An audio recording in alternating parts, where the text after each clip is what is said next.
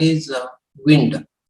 So today we know a little bit about the wind, what are the systems of wind of the world, and also to India and subcontinent or country, which are the important things.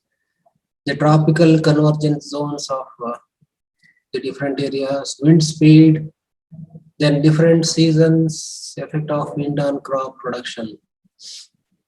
And you need to understand, we know the seasons, Kharif season. So from June to September, we call it as Kharif season, or it is Mungaru. So now we are experiencing the Kharif seasons or Mungaru Made. We are receiving almost statewide or countrywide. We are knowing the rains are received in some of the places. The hawak have been created. So this is the Kharif season, okay, which is important for India, where 70% of the rainfall we are receiving in this 4 months, June to September. Similarly, next season we call it as the Rabi season or winter season, which we call it as Hingaru Made, Hingaru. So here, Hingaru is about 30% of the country receives the Rabi season or northeastern rains. We call it as northeastern rains, whereas Hingaru is southwestern rains. So some parts of the country also receives northeastern rains during October to February. That is called as the Rabi season. From February to next May, we call it as summer season. Summer season. Like that, we have classified the seasons like Kharif, Mungaru, Rabi, Hingaru or Chaligala. Then summer is Besige. So according to like that, we have the 3 seasons. Well, so coming to the wind as such, what is wind? So wind is nothing but the air in the horizontal motion.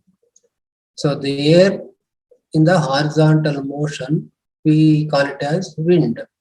Then you may ask, wind is not going in a vertical motion. It is also moving in the vertical direction, but it is small compared to the horizontal movement.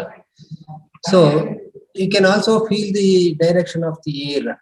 Okay, when the wind is blowing from the one side to other, you can feel it because that effect we can able to see. Or you can little soil if you take from the ground and if you pour, you can see which side the soil is moving. So accordingly, you can find.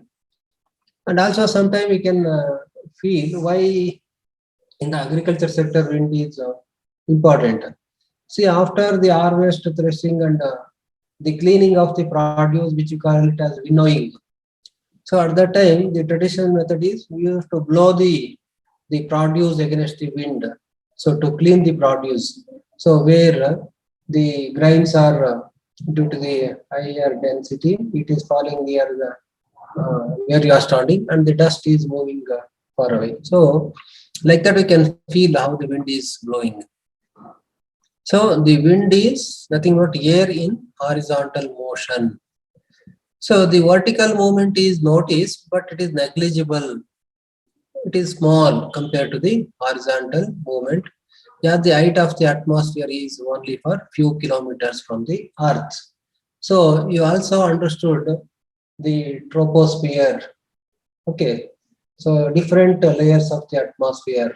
Okay, so stratosphere, okay, mesosphere, so ionosphere, so many the layers of the atmosphere also knows. Where in the troposphere, what is the significance of the weather parameters which are going on? Those things also you are understood. So you can go through the notes also. So indicating that the horizontal motion, the air which is moving, that we call it as the wind. Sometimes the whirling wind and some tornado, different types of winds also moves in the vertical, but a little dangerous there. However, the vertical movement or uplift of air only causes significant weather changes in cloud formation or rain bringing. So those are the things which are causing the vertical movement of the air.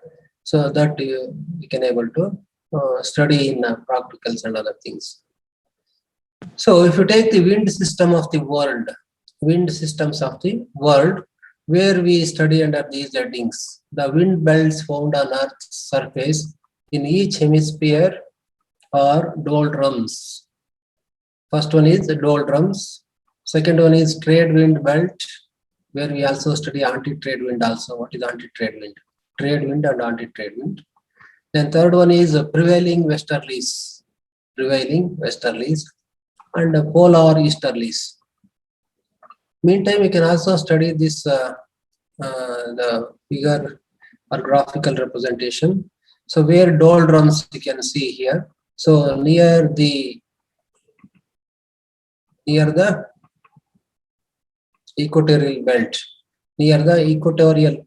you can see the doldrums. Whereas so 30° north as well as 30° south, you can see harsh latitudes. Okay, so in the near equatorial region, we can see the doldrums. Okay, so accordingly we study here. So what is doldrums? So owing to continuous heating of the earth by insolation. What is insolation? It is incoming solar radiation. We call it as insolation. Whatever the radiation which is coming from the sun and moving through the atmosphere and reaching the earth, that we call it as insolation or incoming solar radiation. When the radiation is reaching, so earth gets heated up, the temperature starts increasing. Okay, so even earth start getting the radiation, it start increasing the temperature. Once it is heated up means earth also starts re-radiation back to the atmosphere. Okay, owing to continuous heating of the earth by the insolation. So what happens near the equator when it is heated up? So near the equatorial belt, the air will be present. So the air get heated up. When the air also get heated up, so what happens? It expands and pressure comes down. The pressure of the air comes down. Then it starts moving from a lower to higher area. Okay, so that is how the winds start moving. Owing to continuous heating of earth by insolation, pressure are low at the winds converge and rise near the equator. The pressure becomes low and winds converge and it rises to the higher level near the equator. From the equator to little higher, it starts moving. So this intertropical convergent zone is known as the doldrums. So in the figure you can see here, so this is the equatorial line. It is a 0°. You can see here it is equatorial line. Okay, so near equatorial line of 5° north and 5° south, which we call it as doldrums. Near the equator, we call it as the doldrums. Okay, so the winds will be moving on either side. So these are the equatorial belts of calms and variable winds. These are the equatorial belts of calms and variable winds. The location is 5° south and 5° north latitude, as I have shown here.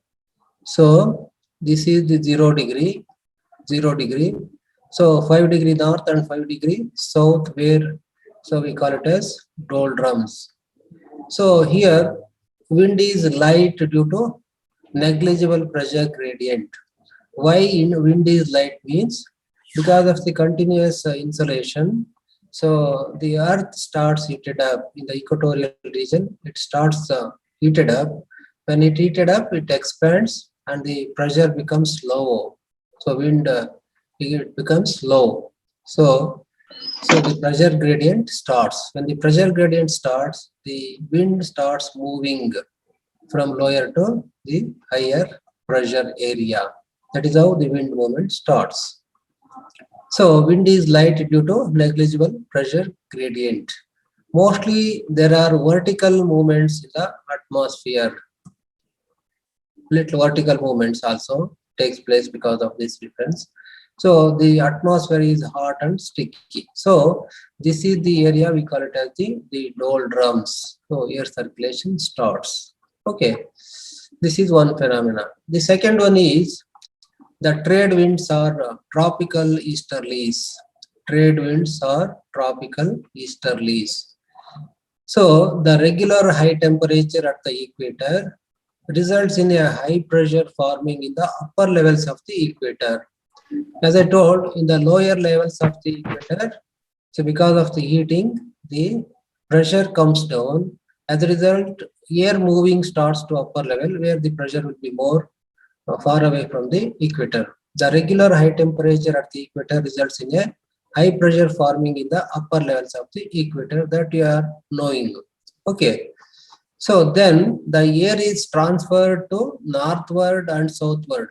So whatever the air which is present near the equator, due to heating effect, so where the air expands and the pressure comes down, it has to start moving upward as well as the downward because of the low pressure. So it has to move from low to high pressure, where from the high pressure it is circulating back down. So from near equator to a both northward and southward. Okay, so the air starts moving. Okay, in the air is transferred to the northward and southward directions until 35 degree north and 35 degrees south latitudes of the north and south hemispheres. The air starts moving. Okay, from the equator towards the north and south hemisphere up to 35 degree latitude. So due to this reduction in surface pressure on the equator, that is the near equator, we call it as doldrums. Due to this reduction in surface pressure on the doldrums, there is an increase in pressure at 35 degree north and 35 degrees south, because the near the equator, the low pressure area is creating. So where the air starts moving to upwards. So okay, then it gains the moisture and the pressure increases there. Okay. So due to this reduction in surface pressure on the equator, there is an increase pressure near 35 and 35 degrees south, 35 degree north and 35 degree south. So the pressure will be comparatively more when compared to near equator, which are known as horse latitude. So you can see here horse latitude. So from the 35 degree north as well as the 35 degrees south, we call it as the horse latitude, where the air pressure is relatively more when compared to the near equator. So that is called as horse latitude or subtropical high pressure. It is also called as the subtropical high pressure. So as a result, the winds flow from the horse latitude to the equatorial region because the pressure difference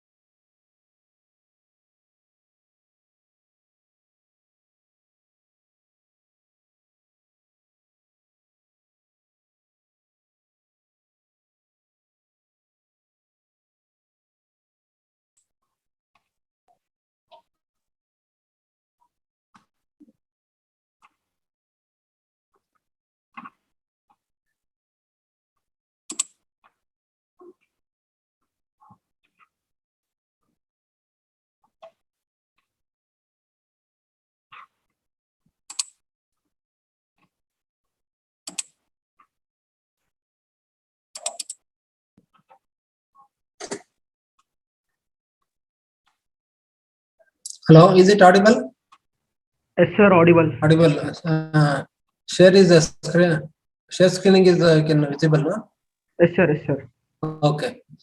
Well, so because of here some power fluctuation and the net connectivity gone, and okay, welcome back. Well, so I was discussing about this the Horse latitude in the 35-degree north hemisphere as well 30-degree south latitude. So we can see this Horse latitude where the high pressure comparatively you can see low pressure near the equator, the high pressure near 35-degree north as well as the 35-degree south we can see. Well, so air is transferred to the northward and southward direction until 35-degree north and 35-degree south in both the hemisphere. So due to this reduction in surface pressure on the equator, that is the doldrums, there is an increase in pressure at 35-degree north and south, which are known as Horse latitude. You can see in this graphical representation. So that is also called subtropical high pressure area. So as a result, the winds flow from the Horse latitude to the equatorial region because of the pressure gradient. The wind movement from the high pressure area to the low pressure area. So from the Horse latitude to the equatorial belt. Okay. So while moving, these winds are deflected by Coriolis force. While moving, these winds are deflected by the Coriolis force to the right in the northern hemisphere and to the left in the southern hemisphere. So this is how the air movement starts. So these wind blowing steadily towards the equator from the northeast in the northern hemisphere or southwest in the southern hemisphere. Okay, these wind blowing steadily towards the equator from the northeast in the northern hemisphere, so whereas southeast direction in the southern hemisphere. So that is how, so the northeast monsoon is nothing but the winter rains, whereas southwest monsoon is the kharif rains. So now we are getting the actually southwest monsoon. Okay, here it is northeast and southeast. Okay, better not to confuse. Okay, these wind blowing steadily towards the equator from the northeast in the northern hemisphere or the southeast in the southern hemisphere. So two belts of trade winds, encircle the earth, blowing from the tropical high pressure belts to the low pressure zone of equator. and these are known as the trade winds. These are known as the trade winds, indicating that the winds which are moving from the winds which are moving from the 35 degrees of north and 35 degrees of south towards the equatorial belt, which we call it as the trade winds. We call it as the trade winds, and these are also known as the tropical easterlies. These are also known as the tropical easterlies because they bend towards the eastern direction. So these are most constant winds in force and direction of flow over nearly of the globe. These are most constant winds in force and direction and flow over nearly half of the globe. So then what are the anti-trade winds? So we studied about the trade winds, which are moving towards the equatorial belt from both north and southern latitudes. Okay, so what are anti-trade winds? Okay, it is opposite of the trade winds. So this is a supplementary wind system of the earth which is effective at levels. It is a supplementary wind system of the earth which is effective at a higher level. This system works in opposite direction to the surface winds, that is the trade winds. This is opposite to the surface winds or the trade winds, and the anti-trade winds mostly flow from land to the ocean and brings no rains.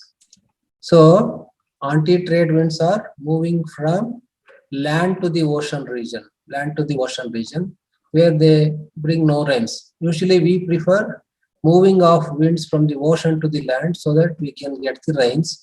Whereas here the anti-trade winds are mostly flow from the land to the ocean and they will not bring any rains. Okay. Then prevailing westerlies. You can see the westerlies also here. So here, if you see the globe, this is the equator. So 0 degree, which we are seeing. Okay, this is the equator region. Okay. So whereas this is 30 degree north, 30 degree south, 60 degree north, 60 degree south. So where here low pressure, you have the northeast trade winds, southeast trade winds. So where the high pressure near the horse latitude, here also high pressure near the horse latitude of the southern region. Then northeasterlies, the 60 degree and above, and southeasterlies. Okay, in between that we have the prevailing westerlies. Between 30 and 60 we have the prevailing westerlies. Then the north pole and the south pole. Okay. Well, coming to the prevailing westerlies, the winds that flow from subtropical high, the winds that are flowing from subtropical high to low pressure area, about 60 to 70 degree latitudes in both north and south latitudes are known as prevailing westerlies. You can see here prevailing westerlies here, and also prevailing westerlies here. Okay, so both in north and southern latitudes. Okay, so the prevailing westerlies, the winds that flow from subtropical high to the low pressure area, about 60 to 70 degree latitudes, both the hemispheres are known as the prevailing westerlies. So in the northern hemisphere, the direction of prevailing westerlies is southwest. In the northern hemisphere, the direction of the prevailing westerlies is southwest, and in the southern hemisphere, it is northwest. Okay. In the northern hemisphere, it is northwest, and in the southern hemisphere, it is southwest. So these winds are forceful and are irregular. These winds are forceful and they are irregular as compared to the trade winds, in the tropical region. So it is a high pressure. So as a result, high precipitation zone. The winds are forceful and are irregular as compared to trade winds, and high precipitation zone is called the prevailing westerlies. Then is the polar easterlies or polar winds. The polar easterlies are polar winds. So where a permanent high pressure exists on the higher polar region. a permanent high pressure area exists in the polar belts because the radiation is hardly reaching there, and temperature is also low. Okay, as a result, this is going to happen. 1 minute, so please be on the line. Sir, namaste. Sir, namaste. ಚೆನ್ನಾಗಿದೆ sir. Sir online class ನಡೀತಾ ಇದೆ sir. 2ನೇ ತಾರೀಕು ಗೊತ್ತಾಗುತ್ತೆ sir ಹುಡುಗರು. ಅದೇ sir ಬೇರೆ ಇದು ಬಂದಿದೆ, ನಮ್ಗೆ 2ನೇ ತಾರೀಕು ಜಾಯ್ನ್ ಆಗ್ತಾರೆ ಸರ್ ಹುಡುಗರು. ಪಿ ಜಿ ಹುಡುಗರು ಎಲ್ಲ ಬಂದಿದ್ದಾರೆ ಸರ್. ಬಂದಿದ್ದಾರೆ ಸರ್, ಬಂದಿದ್ದಾರೆ. 2ನೇ ತಾರೀಕು ಸರ್, 2ನೇ ತಾರೀಕು ಸರ್. ಮೇಡಮ್ ಎಲ್ಲ ಚೆನ್ನಾಗಿದೆ, ಎಲ್ಲ ಚೆನ್ನಾಗಿದೆ ಸರ್. ಎಲ್ಲ ಚೆನ್ನಾಗಿದೆ. ಮತ್ತೆ ಈಗ MBA ಮಾಡ್ತಾನೆ ಸರ್. ಇಲ್ಲ ಸರ್, MBA ಓದ್ತಾನ, BE ಮುಗಿಸಿ MBA ಓದ್ತಾನ ಸರ್. ಮಗಳಿಗೆ ಈಗ 12th ಮುಗಿದಿದೆ ಸರ್. ಈಗ ಡಿಗ್ರಿ ಜಾಯಿನ್ ಅಡ್ಮಿಷನ್ಸ್ ಮಾಡೋದು ಸರ್. ಹೌದು ಸರ್, ಹೌದು ಸರ್.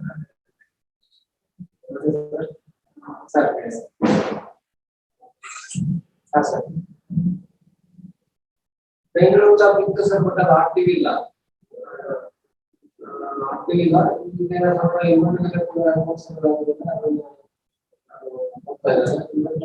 ಅಷ್ಟೊಂದು ಆಗ್ತೀವಿ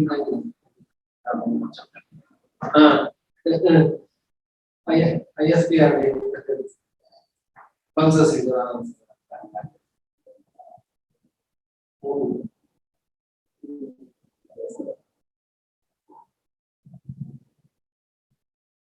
ನೀವು ಲೋಕೇಶ್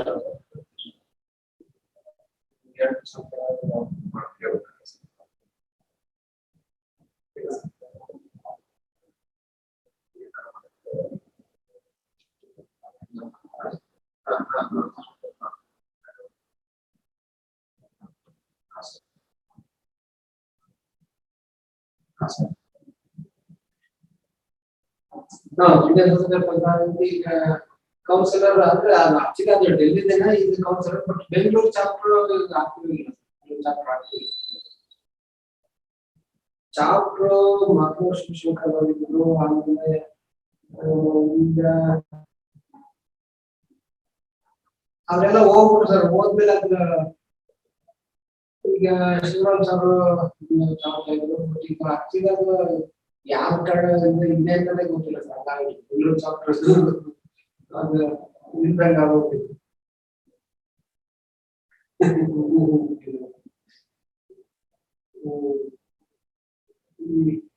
ಈಗ ಅದನ್ನ ಆಕ್ಟಿಂಗ್ ಮಾಡೋದು ಸರ್.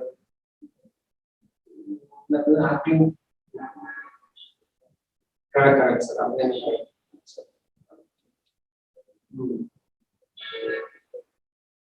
ಹೌದು, ಎಕ್ಸಾಕ್ಟ್ಲಿ ಸರ್. ಹಂಗಾಗಿ ಕಾನ್ಸಂಟ್ರೇಟ್ ಮಾಡೋಣ. ಈಗ 3 ಕೋರ್ಸ್ ಮೊನ್ನೆ ಮುಗಿತು, 3 ಕೋರ್ಸ್ ಹೊಸ ಸ್ಟಾರ್ಟ್ ಆಗಿದೆ. ಗ್ರೇಡ್ ಮೇಲೆ ಮಾತಾಡ್ತಿಲ್ಲ. ಹೌದು ಹೌದು,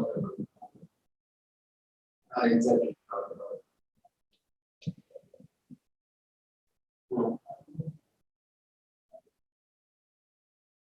ಹೌದು, ಕೊಡ್ತಾ ಜಾಸ್ತಿ ಆಗಿದೆ ಸರ್.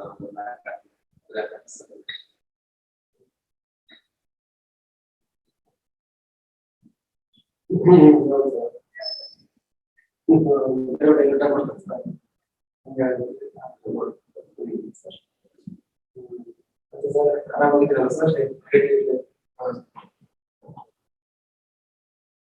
ಅದೇ ಸರ್, ಅಷ್ಟು ನಾನು ಆಗ್ತೀವಿ ಇಲ್ಲ ಸರ್. ಅದು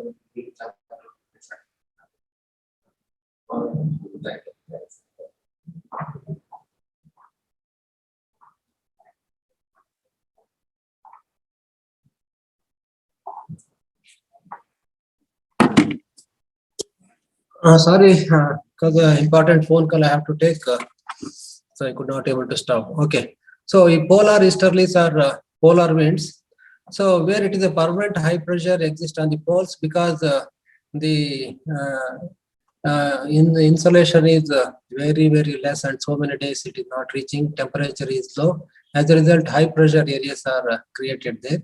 From these high pressure polar regions, cold winds flow to areas at about 60 to 65-degree latitudes, both in north and south hemispheres. The winds flow in northeast direction in the northern hemisphere and southeast direction in the southern hemispheres. So then the mountain winds, which are blows from the mountain region and up to slope of the base. So as a result, it occurs during night time. It occurs during night time because heating and cooling of Earth mass.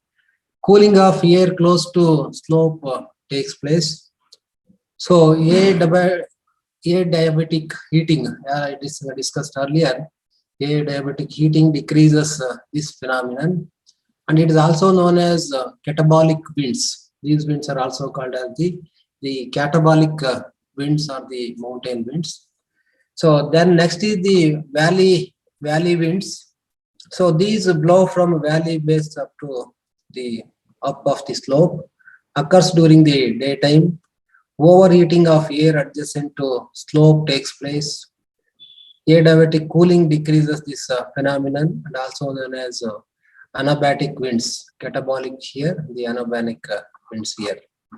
So similarly, we have the sea breeze and the land breeze. We have the sea breeze and the land breeze.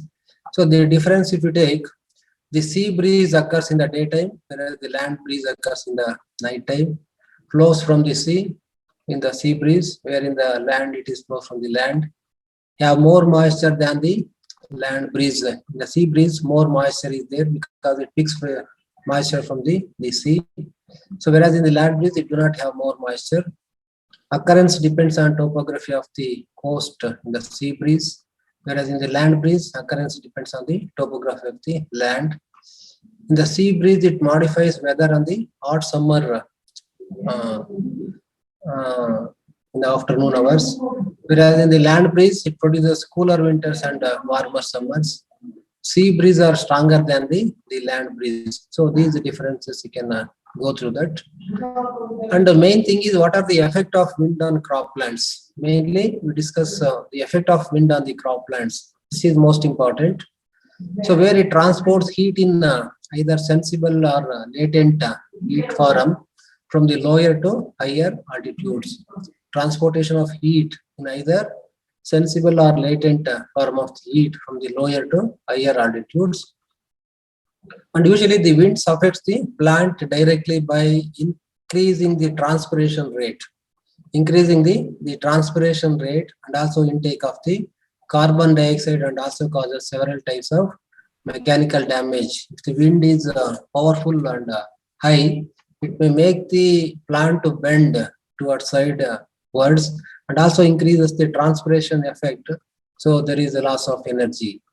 So wind helps in pollination and dispersal of seeds. The advantage is the pollination and dispersal, because the pollens will move through the wind from one place to other, and there is a pollination and dispersal of seeds. Light and gentle winds are helpful for cleaning the agricultural produce, as I already told. So earlier days, the people used to stand on a platform and they were blowing the produce. ಮರಗಳ ಹಿಡ್ಕೊಂಡ್ಬಿಟ್ಟು ಅದನ್ನ produce ಅನ್ನ ತೂರೋದು ಅಂತ ಕರಿತಾ ಇದ್ವಿ. ಆಗ ಏನಾಗ್ತಿತ್ತು, the ಕಾಳು ಕೆಳಗ್ ಬೀಳ್ತಿತ್ತು, ದಿ ಡಸ್ಟ್ ಪಾರ್ಟಿಕಲ್ಸ್ ದೂರ ಹೋಗ್ತಿತ್ತು. ಅದಕ್ಕೆ ಗಾಳಿ ಬಂದಾಗ ತೂರಿಕೋ ಅಂತ ಹೇಳ್ತಾ ಇದ್ರು. So light and gentle winds are helpful for cleaning the agricultural produce. So whereas hot dry winds frequently do much damage the vegetation in the growing crops. So because there is a loss of the moisture through the transpiration. Okay, so hot and dry winds so damage the crop. Wind has powerful effect on the humidity. Definitely the humidity and so wind speed, all those things interrelated. So long continued warm dry winds injured blossoms by evaporating the secretion of the stigma. Always the warm and strong winds are not congenial when compared to the slow blowing winds and cool winds. It provides moisture which is necessary for the precipitation. wind provides moisture because it carries the moisture. Wind prevents frost by disrupting atmospheric inversion. Then sometime the blowing wind causes the soil erosion, especially in higher temperature and coupled with high wind speed, like in deserts and other things, it causes the soil erosion. So, what is wind speed in different regions? Wind speed in different seasons. So, usually winds represent air in motion. The primary cause of all winds is regional differences in the temperature. There is a difference in temperature, producing the regional differences in pressure difference. Then these pressure differences persist for several hours, and the rotation of Earth modifies the direction of motion till the winds blow along the lines of equal pressure. So many a time this wind direction and speed are modified frequently due to the seasonal variation in solar radiation. So differential heating of the Earth's surface, all that due to the wind speed in the different seasons. So see, the winds are generally measured over level, open terrain, and also about 3 meters above the ground level. So usually the general idea of distribution of the mean daily wind speed on an annual basis will be taken, measured, monthly averaged, annually it is averaged, and the data is given accordingly. Okay, the mean daily wind speed, so it is being measured. So as already told, the mean daily wind speed, so is the value obtained by the averaging the wind speed. These things you will learn in the practical classes. Accordingly, the wind direction, so it is also, so we are measuring through the wind vane. So wind vane is the instrument which is measuring the wind direction. So the wind which is coming from the direction we call leeward, where it is moving, we call it as the so wind which is the wind which is starting is called windward direction, and where it is reaching towards, we call it as leeward. That you are learning in the practical classes, so don't worry about that. So then southwest monsoon and northeast monsoon, these are the important for us. The southwest monsoon wind direction, during southwest monsoon, which we are realizing now, the Kharif season, it is the southwest monsoon. From June to September, the westerly winds prevail on the west of Kerala, and south winds on the west of northern Sarkars, Orissa and Bengal. During the April and May, the region of high temperature is shifted to north.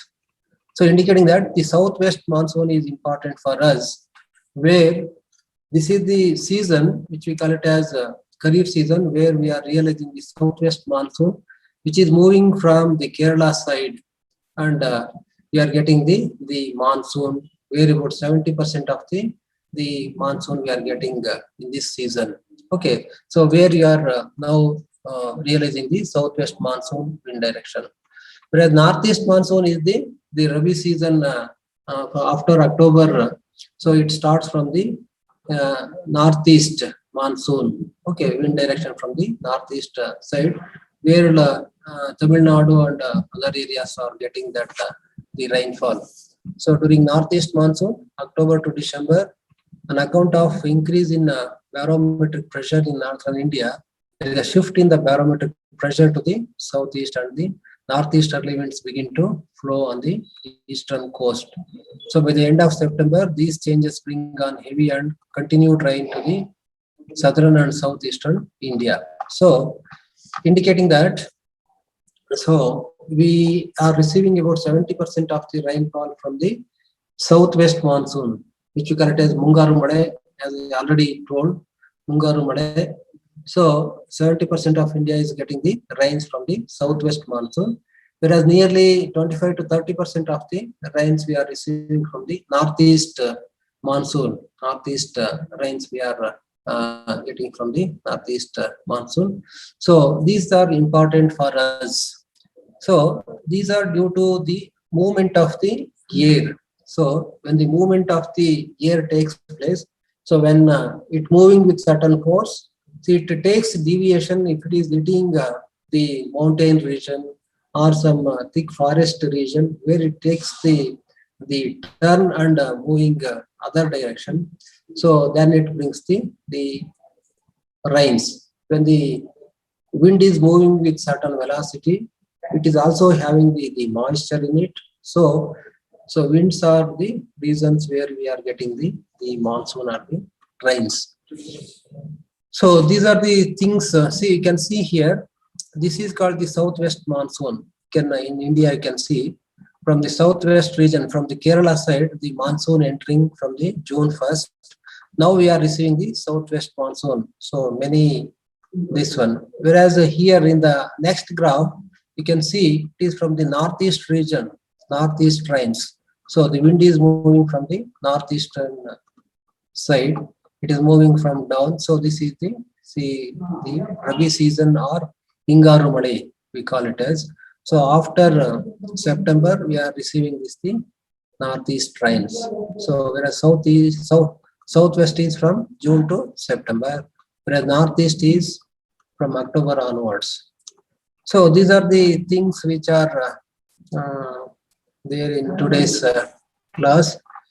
So anyway, tomorrow I will take one online class. Afterwards, anyway, you are coming to GKVK, so we can discuss in the classroom. So that will be effective. So anyway, these notes will be given after tomorrow class. So anyway, you people are coming to GKVK, so we have to prepare a manual also, because now up to now we are discussing only the theory aspects. So we need to discuss on the practical aspects. We need to discuss on the practical aspects where the manual has to be prepared and the practical classes will be conducted once you come over here. Accordingly, the timetable will also be given. So hope I will stop here. Tomorrow one more the online class will be there. So after that offline classes. So next we have to give much importance for the practical classes. Practical classes, because we missed so many the practical classes, that I will continue. Okay. So I will stop here. So thank you then. Hello. Yes, sir. Oh. So now I stop here. Tomorrow I continue. Okay. Okay. Tomorrow I will Okay. continue the other chapter. So after that, anyway, you are coming over here, and the manual will be prepared immediately. Okay. Okay, sir. Okay. Okay. Bye then. Thank you, sir. Bye. Bye. Thank you.